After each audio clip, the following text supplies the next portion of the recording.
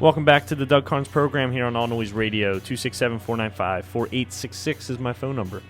All right, so before we continue on with the Charles Payne video that I was just playing in the last break, real quick, I just saw this on the Blaze that the occupiers they're loosely organized, quote unquote, loosely organized, raised $300,000, which is, wow, that's great. I mean, if they raise more money, then they'll be paying less taxes because they'll be rich, and they'll be paying less taxes than the middle class, which means they'll want to pay more taxes, their fair share. I don't know how that works, but anyways, they're raising money.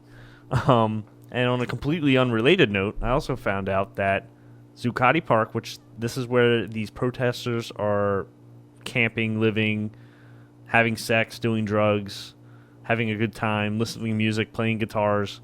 It's not a New York public park. It's actually a private park owned by Brookfield Asset Management.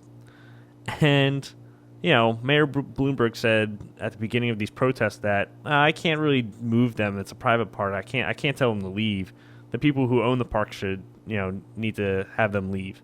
Well, excuse me. It turns out that Brookfield Asset Management, a couple days after the Occupy Wall Street protest started to begin, got a nice federal-sized loan given to them just a couple days after the protest started.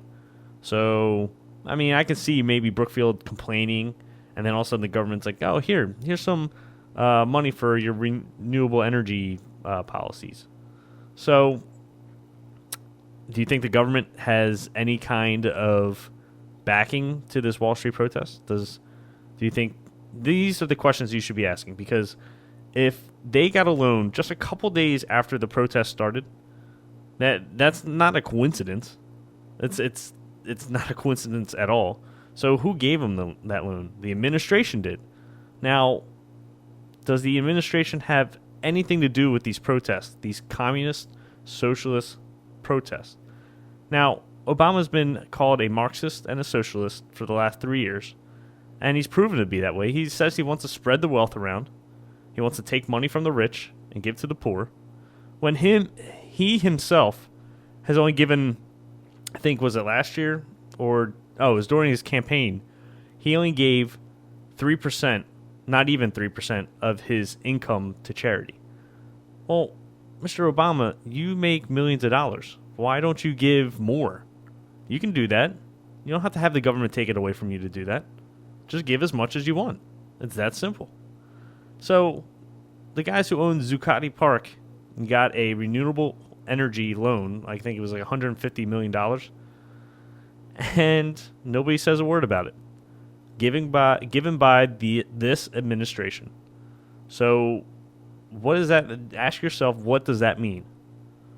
Do you think that's a coincidence? If you think it's a coincidence, then just go back to being asleep. But if anything, you should start asking questions because of this. Because you heard that the communists are joining up with the protests. You hear these students that want to be communist, socialist, revolutionaries. And the president comes out today and says he's backing them. So, who is this guy? Is he a starch, freedom-loving capitalist? No. He's a communist. And we voted him in. So anyways, all right, let's get back to the Charles Payne interview here on Fox News with Gerardo Rivera. People think that says to me that you are in support of the institutions. I think we are in support of government. Absolutely. Okay, wait. Before I get to Russell, go ahead. This is what I'm saying. I hear this message that you, the president, Elizabeth Warren, you're trying to say that someone's successful because you rode on a public street. Listen, I started my business in a one-bedroom apartment in Harlem with $10,000 I raised amongst myself and my family and friends. Okay, yeah, you're right. God bless me. And let me tell you. See, he did it the right way. He lived the American dream. The opportunity to take some money, either invest it or start a business, and become rich off of it. He lived in Harlem. As you know, Harlem is not the Manhattan of New York. So he brought himself out of poverty and became wealthy on his own. Not from anybody else, not from me, not from you. He did it on his own. And for us to take that away from him, that is not fair. Again, it goes back to the college grades. I earned that A. Why are you taking that away from me? Well, because the guy who got an F needs it. Well, it's because he didn't study hard enough. Exactly. He didn't study hard enough. And I'm not saying in today's climate that's the way the jobs are right now. But if you're going to be protesting anybody, it's the politicians. They're the ones that put these policies into place. All the way back to Woodrow Wilson. I mean, they've catered to the big business guy every step of the way. And they made loopholes and special interest groups get involved in Congress for these big businesses and help them work the system. That is not how our founders saw it. It should be separated, just like how people think church and state should be separated, which there's nothing in our Constitution that says that, first of all. Even though we should have capitalism separate from our government. It has no role. The only time the government should ever get involved with capitalism is if some laws are broken. Like mistreating somebody, hurting somebody physically or whatever, whatever the case is, that's when the government should only get involved in capitalism. Everything else, you stay out of it. The market will always work itself out. And it's like I said in the last break, if the bankers were so evil that they were hoarding all the money and never lending it out, we wouldn't have a viable economy right now. It would be doomed. It would collapse. So they're not as evil as you think they are. And if they have been, then prove it to me. That's all I'm saying. Just prove it to me. Show me where they've been breaking the law, and I'll be right there with you, wanting to convict them. But I haven't seen any evidence. You haven't shown me any evidence, so I'm waiting on it. Something. I bust my ass every day. So the point that I owe someone outside of my parents, my community, my God, that I owe you more of my credit for what I do when I get up every morning at 4 in the morning, it's ridiculous. That's crazy. You're telling people they don't have the power to empower themselves. That's your message. The message is not. Damn right, Charles Payne. It's about the individual. You get off your ass, and if you have an idea, go do it. And you might fail the first time. You might fail the second time. But you might succeed the third time. It took Thomas Edison 150 times to create the light bulb. He failed 140 odd times until he created the light bulb. He had an idea. He solved it. And he took out loan after loan after loan to try to create the light bulb. And look at what it provides for us today. It just comes back to the individual. The government doesn't make iPhones. They don't make computers. They don't make cars. Well, they kind of do make cars now since they own GM and Chrysler. But I'm just saying, it's the private. Just for example, this story right here I found on the Blaze. Headline is Bronson opens world's first spaceport in U.S. Now, Bronson, who is the CEO of Virgin, he actually created his first spaceport, which the government never did, and the government won't ever do that because there's no money in it for the government's just going to burn money to do that. But Bronson sees a capitalist opportunity here, saying that people might actually want to go up space for a joyride. Or actually, if you go up to space, you actually travel faster when you're higher above the ground. So a flight from Philadelphia to Japan could only take maybe a half an hour to an hour. So this is where the individual and capitalism comes in play. Because, like I said, the government doesn't create any of this stuff. They don't create iPhones. They don't come up with the idea. They don't do any of that.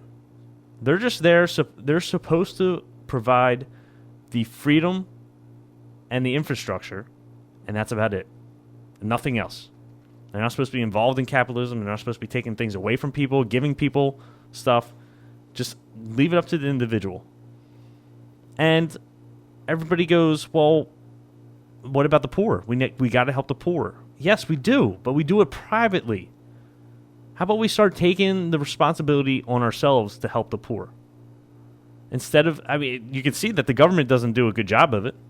And if we just keep giving it money, it's just going to get worse. So what's the alternative? Do it ourselves. We'll touch on that here in a second. Let me finish up with this Charles Payne video. Disagree. That is not my message. My message is one of community. It says that if we all do well, each individual can do well. But unless we all do well, Try to do well. of course you have to work. You got to take a shot. You have to work. He says if we all do well, we all do well. Like, not everybody can be rich. That's an obvious given fact. But again, it goes back to the Microsoft and Apple thing.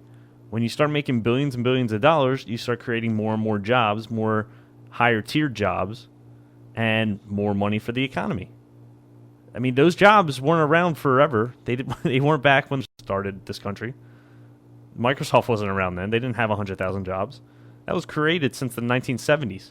Started out from being 3 people in the Microsoft Corporation to being 100,000 jobs today.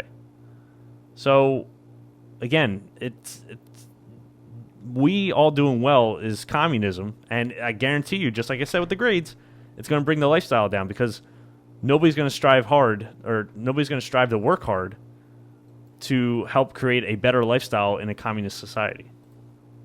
I got to say something. This argument, it isn't fundamental. It's whether or not we were part of a collective, and then we should be responsible. Even go. All right, this is Russell Simmons, the famous hip hop artist, the entrepreneur who has millions and millions of dollars. I think it's in the 100 millions in that area. He's down here supporting the protest. All the way to the health care or the decent education or people who are suffering in poverty. Should we be responsible for them? People out here believe we should be. All right. Side note with Russell Simmons, decent health care, decent education. Where do you see the decent part of it in this country? Our education system fails year after year after year. Our public school students are getting dumber and dumber and dumber as our decades go on and generations go on. So where's the decent come in here? And as you can see, our healthcare isn't decent. There's people struggling on Medicare and Medicaid. The government programs never work, especially at a federal level. I can see, what I've said in the past. Oh my God, I sound like Obama. Like I said in my past shows, that if we can localize these social programs, they would work a lot more efficiently because we would have more power over them. So I'm fine with that, but I'm never going to be fine with a big federal program because it doesn't work. You can look everywhere that there's a federal program in this country and tell me where it's been successful. The Postal Service is $8 billion in the hole. $8 billion with a B, billion dollars in the hole. So what the hell does the government run efficiently? And giving it more money is just going to make it a big, more bloated program that still is inefficient and isn't taking care of people. All right, we're up against another hard break, and we'll be back for the last segment. Be right back.